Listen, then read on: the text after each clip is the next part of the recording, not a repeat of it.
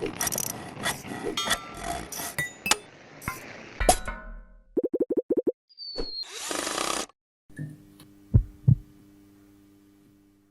الله الرحمن الرحيم، واهلا بيكم في حلقه جديده من قناه مع بعضينا.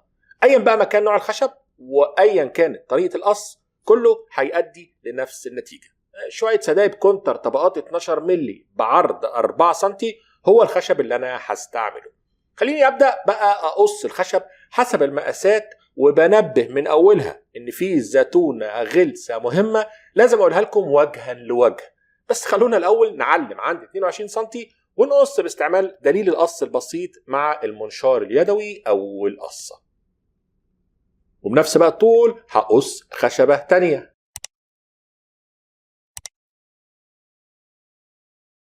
هستمر اقص كل القياسات وارجع لكم.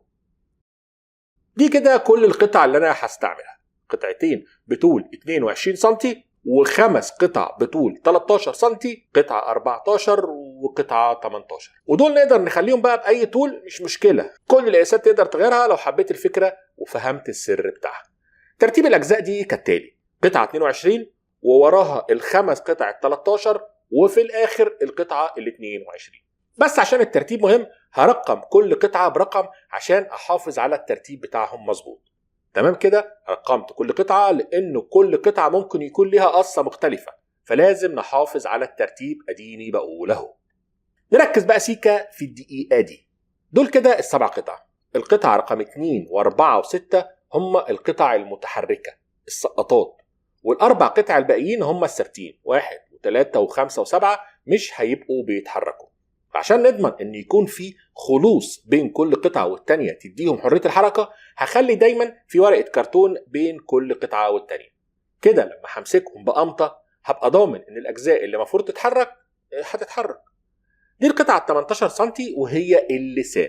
هنبدأ بقى نشتغل عليه.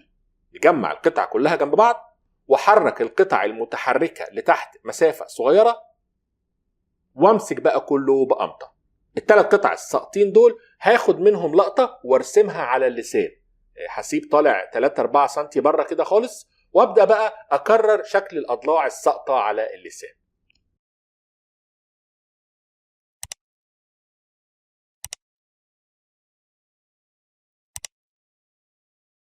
كده انا حددت الاماكن اللي هشيلها في اللسان واللي هتسقط فيها السقطات. بمسطرة علام هحدد عمق المسافة 1.5 سم وامد العلام اللي رسمته لحد علامة 1.5 سم. كل المظلل ده هشيله.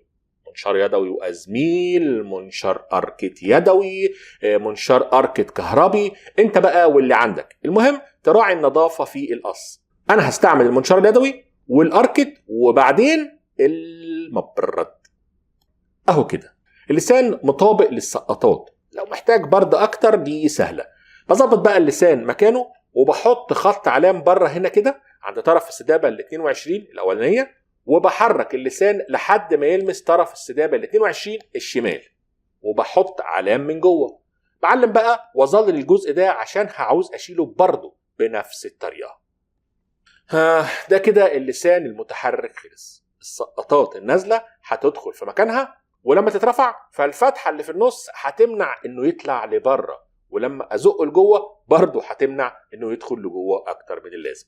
وبما ان المسافة دي 3 سم فهعوز افتح في السدابة اليمين فتحة بطول 3 سم وبنفس سمك الخشب اللي انا مستعمله. واظن ان موضوع منع اللسان انه يدخل للاخر وفي نفس الوقت انه ما يطلعش من مكانه محدش قدمها قبل كده في كل الفيديوهات اللي اتكلمت عن الفكرة دي. وده ليه بقى؟ هي دي الزتونة الغلسة اللي قلت لكم عليها. فمعلش استحملوني لان الموضوع ده نفسي اتكلم فيه من سنين. مهنة النجارة في وطننا العربي بقالها آلاف السنين، وأصغر صنايعي في دمياط عندنا في مصر مثلا يعني عمل واخترع ونفذ أكتر بكتير من كل محتوى اليوتيوب اللي بقاله يدوب كام سنة بس ظاهر للناس. فمحدش ينبهر قوي بالمحتوى الغربي، هم بس سبقونا ونشروا الأفكار دي. إنما اللي بنى أحدث سفينة أو أول سفينة في العالم كان نبي. هم يمكن أو أكيد اتطوروا طبعا جدا وسبقونا كمان، لكن الوطن العربي هو الأصل. فافتخروا بتاريخكم وشجعوا حاضركم. وكفاية أقول لكم إن الفكرة دي اسمها في اليوتيوب قفل خشبي مصري قديم، يعني فرعوني. نرجع بقى نكمل شغلنا، وهبدأ أحدد مكان الحفر للسان في الضلع رقم 1. مسافة 3 سم، والعمق نفس سمك الخشب، وزيادة يعني نص ملي كده عشان الحركة تبقى أسهل. وفي الضلع رقم 7 وعند نفس المستوى هشيل بقى جزء يساوي كل سمك اللسان، ال4 سم يعني بتوع اللسان بالكامل. هفك بقى القمطة وهشيل اللي ظللتهم. تمام كده، قصيت وركبت اللسان مكانه. نيجي بقى للمفتاح، واللي أسنانه هتكون عكس شكل أسنان اللسان. يعني هنا في جزء مقصوص هيقابله لسان صغير طالع من المفتاح، والعكس. بس هخلي جسم المفتاح 3 سم، والباقي بقى هعمل شكل مقبض مفتاح. هنشوف ازاي، بس خلينا ناخد القياسات ونبدأ نحط المفتاح قبل الضلع رقم 7، واخد القياس بتاع الأجزاء اللي هقصها. بالشكل ده كده هشيل بقى كل اللي أنا بعلمه، وفي الآخر هعمل أي مربع أو مستطيل كمقبض. تمام كده، خلصت المفتاح. مفتاح خالص اهو.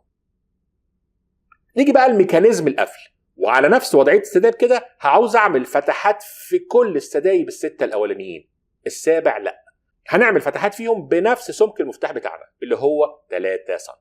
نحط بقى العلام، وعبال ما اعمله انت تحط اللايك وتشترك في قناتنا على اليوتيوب لو كنت مش مشترك، ولو انت على صفحتنا وجروبنا في الفيسبوك ما تنساش تعمل لايك وشير للفيديو على صفحتك كدعم منك لاخواتك، وهذا فضلا وليس امرا. تمام كده، خلصت كل الاجزاء وبصنفرها وادور شويه كل الاطراف عشان تبقى سهله وسلسه. هجمع بقى الاجزاء جنب بعض واشرح لكم الفكره. اللسان زي ما قلت لكم ده مكانه وهو بيدخل ويطلع في مسافه محدده مش بيتخطاها، وبفعل بقى الجاذبيه فالسقطات دي هتدخل في الاماكن المخصوصه ليها في اللسان، وبسبب دخولهم في اللسان فتحوا لي فتحه مستقيمه مساويه لحجم وطول المفتاح، اللي لما بدخله مكانه وارفع لفوق بيسحب ال3 سقطات لفوق، وبالتالي بيحرر اللسان وبيبقى سهل انه يطلع لبره عادي، والمفتاح بقى اتمسك ومبقاش يقدر يطلع من مكانه طالما اللسان طالع. الفراعنه دول كانوا جبابره والله. بدخل بقى اللسان مكانه، انزل المفتاح لتحت، تدخل السقطات مكانها واسحب المفتاح. هبدا بقى اقفل المجموعه دي كلها باي قطعه خشب، واحافظ زي ما قلنا على المسافات بين السدايب بالكرتون. قطعه خشب من فوق تقفل القفل، وقطعه او قطعتين من تحت.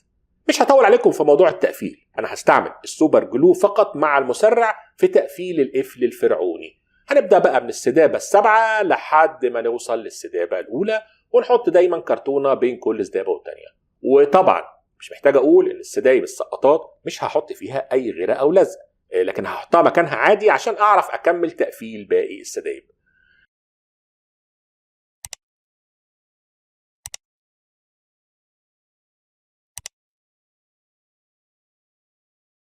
جزئيه بقى هتسال عليها في التعليقات، وهي ان بالشكل ده كده اي مفتاح هيفتح اي قفل فرعوني، مش كده؟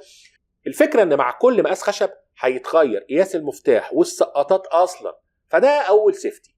ثانيا ممكن نغير طول الاسنان، ان كل سنه تبقى بطول مختلف، فلو قصرت مثلا اول سنه هزود شويه طول السقاطه، ولو طولت تاني سنه هقصر تاني سقاطه، وهكذا اقدر اعمل الاف الاحتمالات واخلي كل طبله او قفل بشكل مختلف ومفتاح ما ينفعش غير له.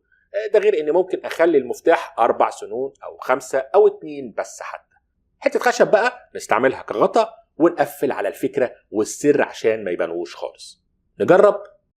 تمام زي الفل. تعالوا بقى نركبهم في الباب ونجربهم. ادي الباب واللسان داخل في مكان مخصوص له، وادي المفتاح وكمان اديته نص لون. بدخل المفتاح في مكانه، برفع لفوق، بسحب اللسان، بيتفتح معايا الباب. اللعب بقفل الباب، بزق اللسان، بنزل المفتاح واسحبه كده، الباب سوجر مش هيفتح. خليني اوريكم حركة السقطات والمفتاح واللسان بواجهة شفافة. اشمعنى احنا؟ استمتعوا بالمنظر، انا خلاص مش هتكلم. يلا مش هوصيكم بقى على اللايك والشير، وان شاء الله نتقابل على خير. سلام عليكم.